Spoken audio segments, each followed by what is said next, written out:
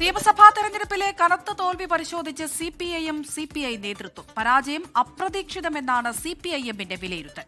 തോൽവിക്ക് കാരണം പിണറായി വിരുദ്ധ വികാരമെന്ന് സിപിഐ പറയുന്നു. ഇതിനിടെ പിണറായി വിജയനെ പ്രതിപക്ഷ നേതാവാക്കുന്നതിനെതിരെ ഒരു വിഭാഗം സിപിഐ നേതാക്കൾക്ക് അതൃപ്തിയുണ്ടെന്ന വാർത്തയും പുറത്തുവന്നു.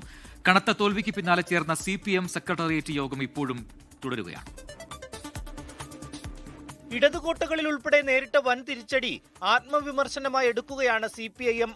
ആത്മപരിശോധനയ്ക്ക് തയ്യാറാകും. പാർട്ടിയുടെ എല്ലാ ഘടകങ്ങളും വിളിച്ചു ചേർക്കുമെന്നും പാർട്ടി അംഗങ്ങൾക്ക് നിർഭയമായി അഭിപ്രായം പറയാമെന്നും എം.വി. ഗോവിന്ദൻ മാധ്യമങ്ങളോട് പറഞ്ഞു. പാർട്ടി സഖാക്കൾക്ക് നിർഭയമായും സ്വതന്ത്രമായും അവരുടെ ഘടകങ്ങളിൽ അഭിപ്രായങ്ങൾ പറയാൻ അവസരമൊരുക്കണം എന്നാണ് പാർട്ടി നേതൃത്വത്തിന്റെ അഭിപ്രായം. തോൽവിക്ക് കാരണം സർക്കാർ വിരുദ്ധ വികാരമല്ല, എന്നാൽ പിണറായി വിരുദ്ധ വികാരമുണ്ടെന്ന വിലയിരുത്തലിലാണ് സിപിഐ. പാർട്ടിയിലെ എതിർശബ്ദങ്ങളെ അടിച്ചമർത്തിയത് തിരിച്ചടിക്ക് വഴിവെച്ചുവെന്നും വിമർശനമുണ്ട്.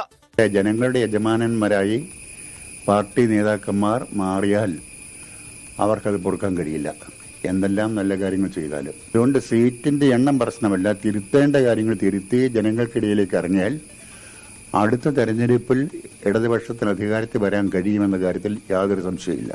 പിണറായി വിജയനെ പ്രതിപക്ഷ നേതാവാക്കുന്നതിനെതിരെ ഒരു വിഭാഗം സിപിഐ നേതാക്കൾ പരസ്യമായി രംഗത്തു വന്നു. And I think we need new faces to lead the movement. New faces in the opposition. Need a new opposition leader. Need a new opposition deputy leader. Vellappally നടേശനെ അനുകൂലിക്കുന്ന മുഖ്യമന്ത്രിയുടെ സമീപനം ന്യൂനപക്ഷങ്ങളെ അകറ്റി. വീട്ടിൽ പോയി ചോദിക്കൂ, ഡാഷ്മോൻ ചെറ്റത്തരം പരാമർശങ്ങൾ തിരിച്ചടിയായെന്നും സിപിഐ യോഗത്തിൽ വിമർശനമുയർന്നു. 24 തിരുവനന്തപുരം.